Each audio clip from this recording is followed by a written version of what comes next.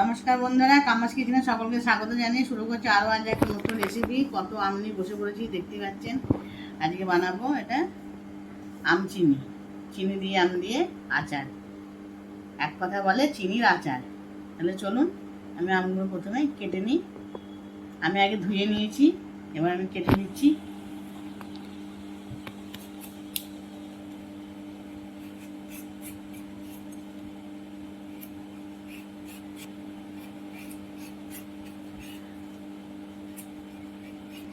এবার আমি এক এক করে এভাবে আমগুলো ছাড়িয়ে নিচ্ছি।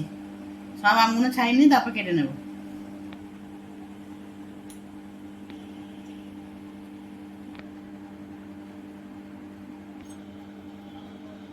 এবার আমি এক এক করে আমগুলো ছাড়িয়ে নিয়েছি।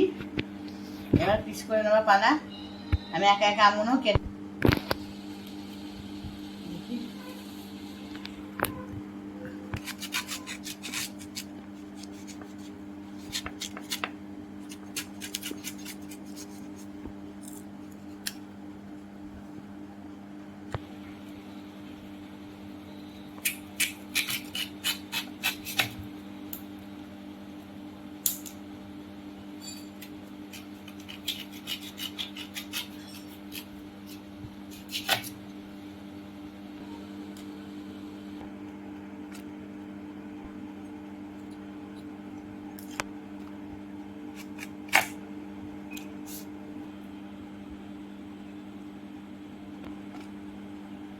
বদমাল হয়ে যাচ্ছে। এগুলো পুরো কাঁচা।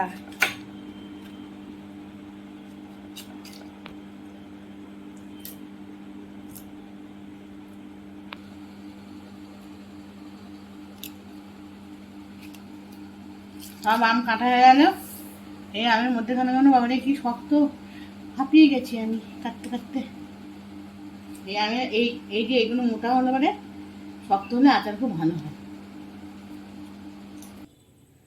আম কেটে তো রেডি হয়ে গেছে, আপনাদের দেখিয়ে দিলাম। এবার আমি করে নেবো আচারের জন্য ভাজা মশলা। তার জন্য কি কি নিয়েছে দেখুন। হাফ চা চামচ মেথি, কারণ মেথিটা অল্প পরিমাণ দিতে হবে, তাহলে তেতো হয়ে যাবে। নিয়েছি হাফ টেবিল স্পুন জিরে আর ধনে, আর হচ্ছে গোটা মৌরি আর গোটা শুকনো লঙ্কা। ভেজে নিচ্ছি আগে লঙ্কাটা।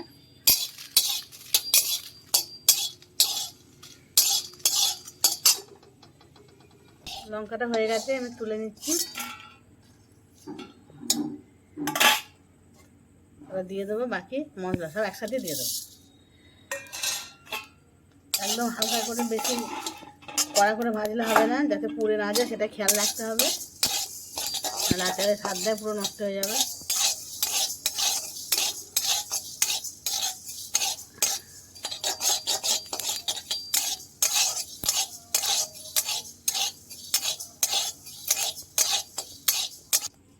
কি সুন্দর গন্ধ বেরোচ্ছে, দেখ আচারের ফ্লেভার।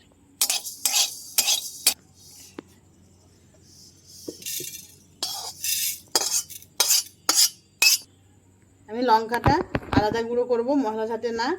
আর মশলা যেগুলো ভাজলাম সেগুলো আমি একসাথে গুঁড়ো করব, কিন্তু পুরো মিহি করব না, একটু আচ্ছিপড়ি করে বাটবো, তাহলে আচারটা দেখতে সুন্দর লাগবে। তাহলে চলুন আমি এবারে বেটে নিই। রেডি হয়ে গেছে আমার ভাজা মশলা, আমি গুঁড়ো করে নিয়েছি। দেখুন এইভাবে একটু কচা কচা আছে, এইভাবে গুঁড়ো করতে হবে। আর লঙ্কাটা দেখুন চিলি ফ্লেক্সের মতো নিয়ে এসে আচারটা দেখতে সুন্দর লাগবে। তাহলে চলুন আমি আবার আচারটা কীভাবে বানাচ্ছি প্রথম থেকে শেষ পর্যন্ত ভিডিওটা দেখবা অনুরোধ রইল। আমার সাথে থাকুন, সঙ্গে থাকুন। দিয়ে দিচ্ছি কড়াইতে সর্ষের তেল, দিয়ে দিচ্ছি কয়েকটা শুকনো লঙ্কা। ভালো করে ভেজে নেওয়া পর্যন্ত ভেজে নিচ্ছি, যতক্ষণ না ভাজা হচ্ছে।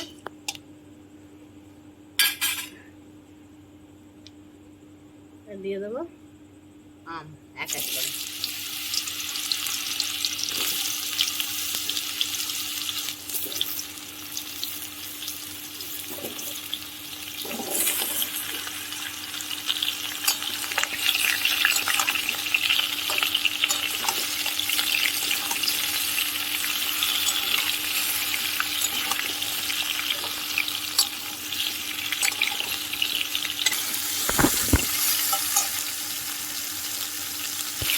ভালো করে তেলে ভেজে নুন দিয়ে পুরো অর্ধেক সেদ্ধ করে নেব।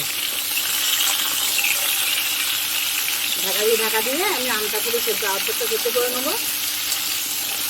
দেখুন আমি কীভাবে বানাচ্ছি, আমার রেসিপিটা ফলো করে।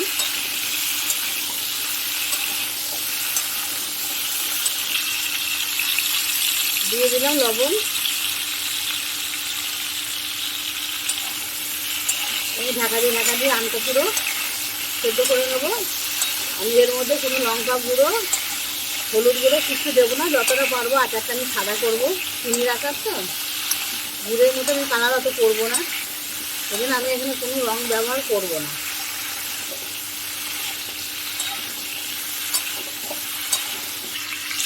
দিয়ে দিচ্ছি একটু চাপা, আর গ্যাসটাকে পুরো একদম লো ফ্লেমে করে দিয়েছি। আস্তে আস্তে এটা হতে থাকে।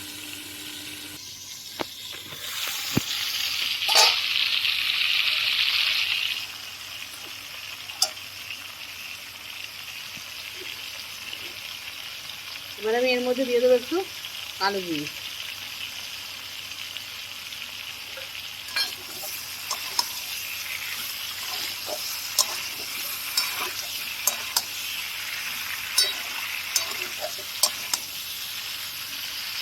অনেকটা নরম হয়ে যাবে আস্তে আস্তে।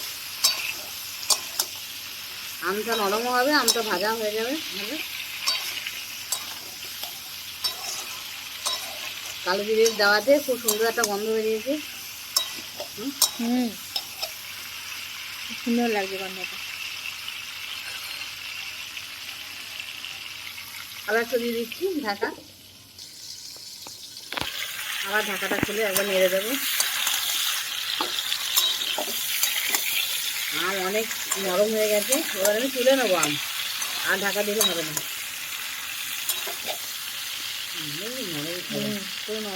নরম হয়ে গেছে।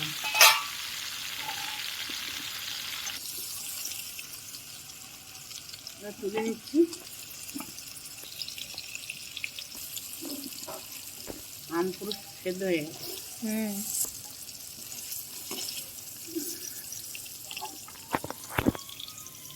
আম তেলে একটু ভেজে নিয়ে করলে আচার অনেক দিন থাকবে, 1 বছর পুরো থেকে যাবে, নষ্ট হবে না। আর আমি আচারে কোনো তেল দেবো না।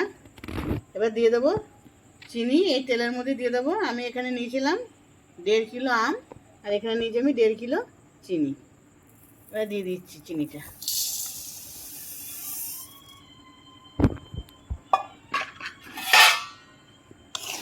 চিনিটা একটু নেড়ে নেবো।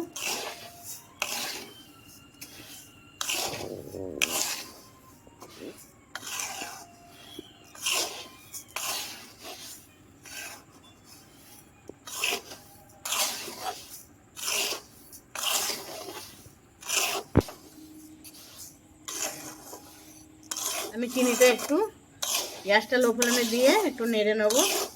নেড়ে নিয়ে এটা আপনি গলতে শুরু করবে। আমি আচারে কোনো জল ব্যবহার করছি না, কোনো আচারেই জল ব্যবহার করা চলে না।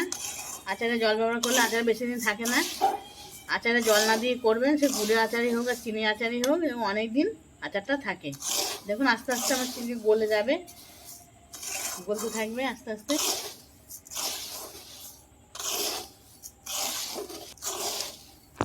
দেখুন আস্তে আস্তে চিনিটা এবার গলতে শুরু করেছে। চিনিটা একটু কড়াইয়ে ভালো করে নেড়ে নিলে পরে সে আচারও অনেক দিন থাকে। সেই জন্য আমি ভালো করে চিনিটা নেড়ে নিলাম কড়াইয়ে। আমি এটা সাদা বানাবার চেষ্টা করছি আচারটা, সেই জন্য আমি কোনো হলুদ গুঁড়ো, লঙ্কা গুঁড়ো আগেই বলেছি কিছু ব্যবহার করব না।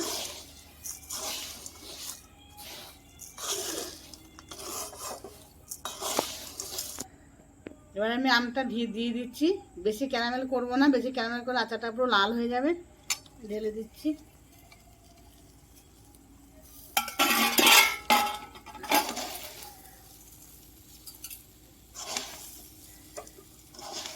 গ্যাসটা পুরো কমিয়ে দিয়ে চিনির সঙ্গে আমটা ভালো করে মাখিয়ে নেব।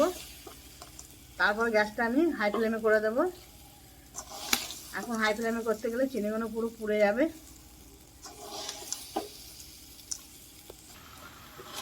আস্তে আস্তে গলতে শুরু করেছে।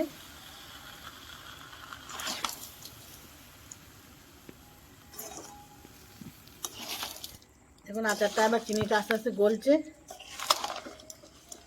আপনারা বলেন যে আচার কেন থাকে না, 1 বছর কেন থাকে না? আচারে জল ব্যবহার করলে আচার বেশি দিন থাকবে না, জল না দিয়ে আচার করতে হবে।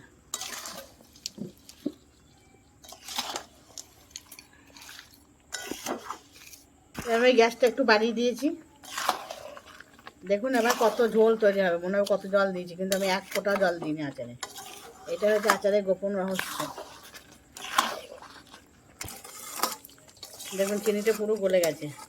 মনে হচ্ছে না কত জল দিয়েছি, কিন্তু না, একটু জল দিইনি আমি। এবার এটা আস্তে আস্তে লো ফ্লেমে এটা চিনির সাথে এটা সেদ্ধ হবে। আমটা যেটুকু আম সেদ্ধ হতে বাকি ছিল এবার চিনির সাথে সেদ্ধ হবে। পুরো জেলির মতো সাদা সাদা হচ্ছে দেখুন।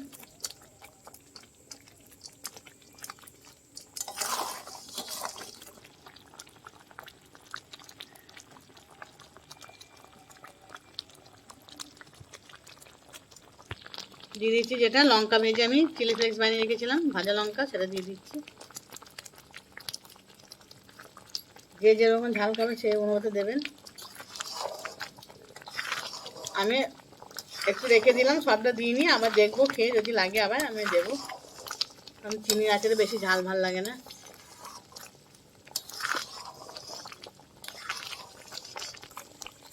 আচারটা আমার হয়ে এসছে। দেখুন কত ঝোলটা মোটা হয়ে গেছে, পুরো সাদা হয়েছে আচারের রংটা। হ্যাঁ চিনি আচার তো একটু ঝোল নামাতে হবে, কারণ এটা বেশি টান নামালে পুরো শক্ত হয়ে যাবে। এটা এটা আচার হবে না, মোরব্বা হয়ে যাবে। তাহলে নামিয়ে দেবো। তার জন্য আগে এই যে ভাজা মশলাটা করেছি আমি হাফ দিয়ে দিচ্ছি।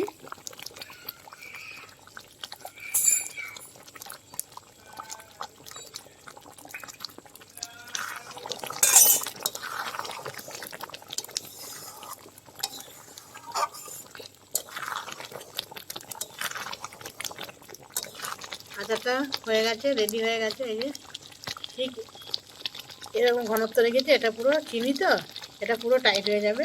যেমন গ্যাস বন্ধ করে দিলাম। তাও ফুটছে কেন? বাবা রে,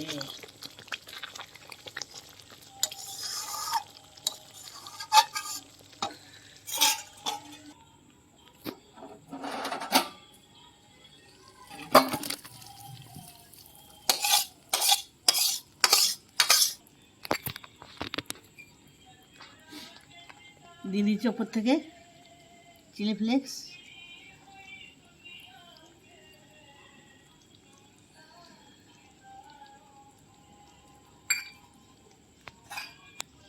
দিয়ে দিচ্ছি আর একটু ভাজা মশলা।